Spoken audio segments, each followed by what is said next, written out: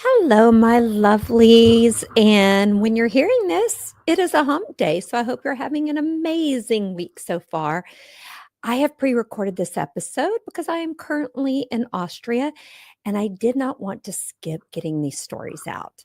Now, I am Terry True Crime and welcome to Midday Missing, where we highlight current missing person cases that need more attention. Now, we stream shows every Monday and Wednesday at noon Central.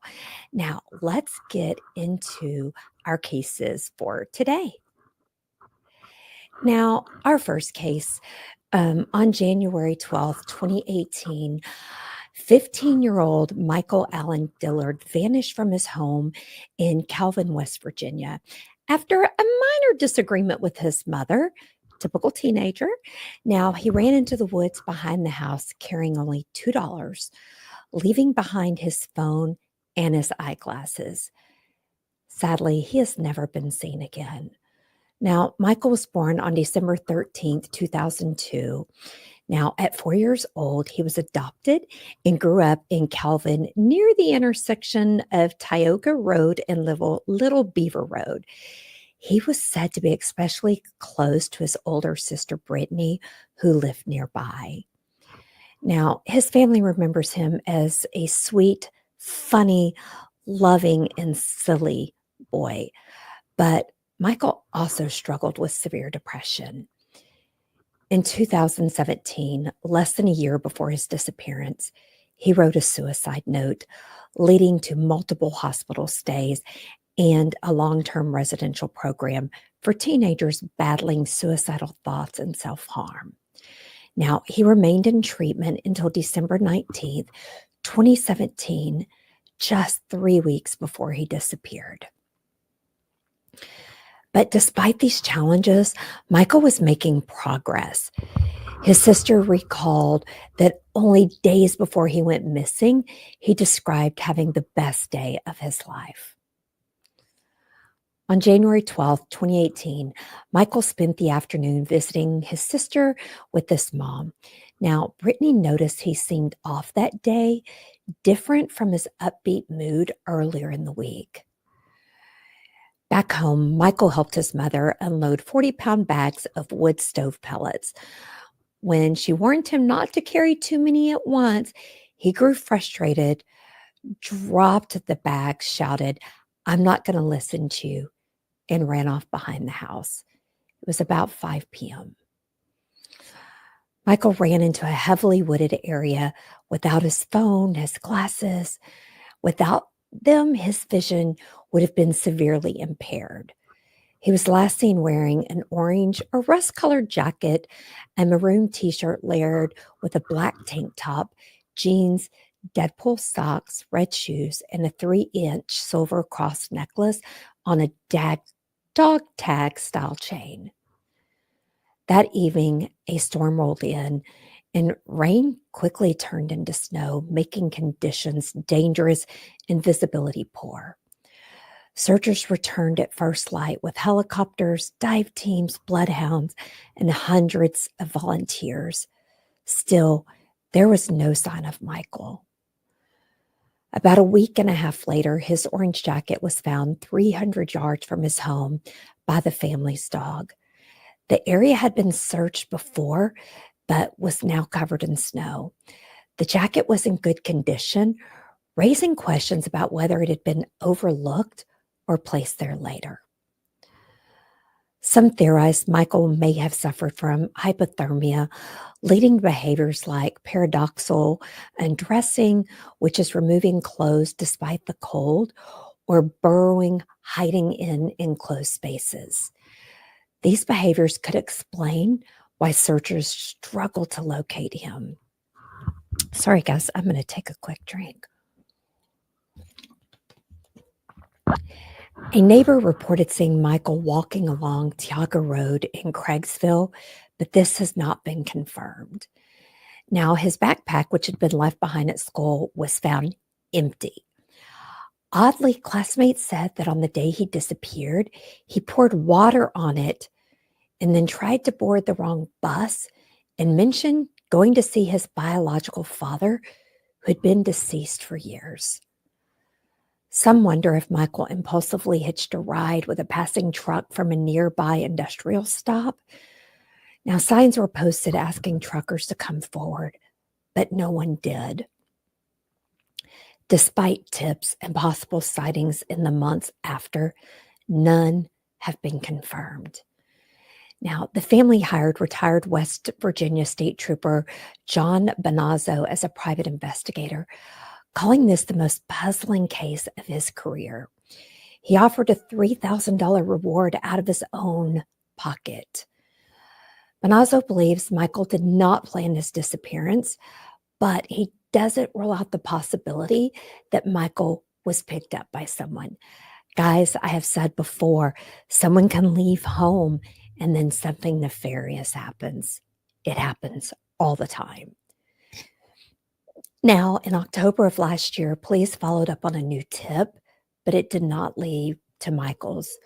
Authorities have said they will continue to investigate every lead. As of today, more than 7 years later, Michael remains missing. At the time, he was 5'5", weighed 133 pounds, brown hair, and hazel eyes. His family continues to fight for answers. They run the Bring Michael Dillard Home Facebook page with over 3,000 followers dedicated to keeping his story alive. Guys, please, let's go show the family some support and follow their page. Now, the question remains, did Michael fall victim to the elements? Did someone pick him up? Or could he still be alive somewhere? For Michael's family, especially his mother and his sister, these unanswered questions are heartbreaking. They just want to know what happened to him. The search for Michael continues with that $3,000 reward offer still standing. If you have any information, please contact the West Virginia State Police at 304-872-0800.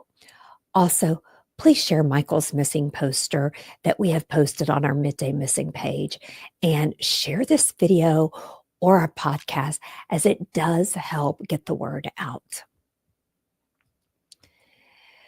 So if you know of or you have a loved one missing and are interested in having their story featured on an upcoming episode, or maybe join us for a live interview, please contact Amy, our assistant producer, by emailing her at amy@tcwtmedia.com, or you can always send us a DM on our Facebook page.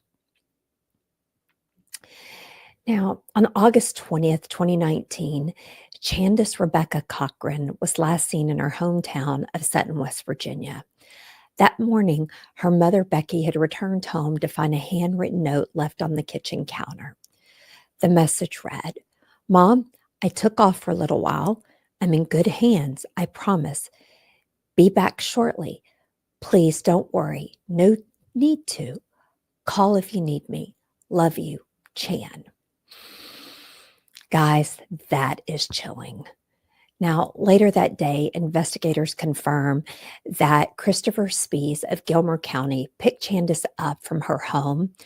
The two traveled to the Birch River area of Nicholas County, a location that is said Chandice was familiar with, but Speas had little connection to it. Now, troopers would later say they believe the pair had gone there to sell drugs. Guys, no judgment, okay? No judgment. That night, Speas and Chandice ended up at the home of Sam Kelly. According to Senior Trooper Caleb Harper, what happened next is where the story became unclear. Now, around midnight, Kelly and his girlfriend left briefly to buy cigarettes. When they returned, they reported seeing Speas and Chandice leaving on foot, walking in the direction of the local fire department. Guys, that would be the last time anyone admits to seeing her. Now, Speas later told investigators that Chandice's phone died around midnight and was never powered back on. The following morning around 7 a.m., Kelly said he happened to see Speas walking alone on Wildendale Road, a few miles from Birch River.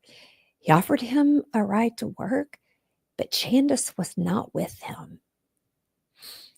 Suspicious. Now, since that night, there has been no confirmed proof that Chandice is still alive. Troopers have stated that the central question remains, what happened after they left the Kellys' house? Now, authorities suspect foul play, but with little physical evidence, answers have been hard to come by. Now, Speas, the person she was last seen with, was later arrested on unrelated charges, including grand larceny and failure to register as a sex offender. He is currently serving prison time on those convictions. Guys, that just makes me worried. Now, in a letter that Speas wrote from prison to a reporter in the area said, I would love for Chandice to be found so it would clear my name. I've sat down with investigators countless times going over the events of that night. Chandice and I was partying, been up a few days on meth and Xanax, so my memory was like one of them picture books that you flip through really fast, frame by frame. I didn't do anything to Chandice, and I don't know where she is at. Sir, if you've been up for days doing meth and Xanax, and your memory's not great, how do you know you didn't do anything to her? Now, at the time Chandice went missing, she had brown hair, blue eyes, 5'3", and weighs around 110 pounds. Now, West Virginia police have searched the areas in Nicholas and Clay counties, but to this date, nothing has been found. Now, Trooper put it, we are not going to let this die. This case remains active and investigators continue to pursue leads. Guys, if you have any information about the disappearance of Chandice Cochran, please contact the West Virginia State Police at 304-765-2101. Guys, also, please go share her missing person poster from our Facebook page. Let's help get the word out about both of these cases, because guess what? Somebody knows something, okay? Now, I do want to thank you all for joining me today. And I look forward to seeing you again on Monday's next episode. Now, also, please go join our Facebook group for Midday Missing. Like I said, that's where we post all of our missing person posters, as well as share other posters that we have verified. Also, guys, you want to follow us on all of our social media platforms just so you can stay up to date about what's going on my Terry True Crime page. I will be sharing clips and videos throughout my travels. Okay. Also, True Crime and Wine Time airs every Thursday at 7 p.m. So tomorrow night, Lama and a special co-host will cover the case of the storage unit of death, a Tennessee horror. Guys, I have not read anything about that case. I don't know if I will be able to tune in due to the time differences, but I will definitely be watching it on the replay. So, guys, as always, until next time, please stay safe, stay aware. If you see something, say something, and let's help bring these families some peace, some justice, and let's get the word out. Bye, guys.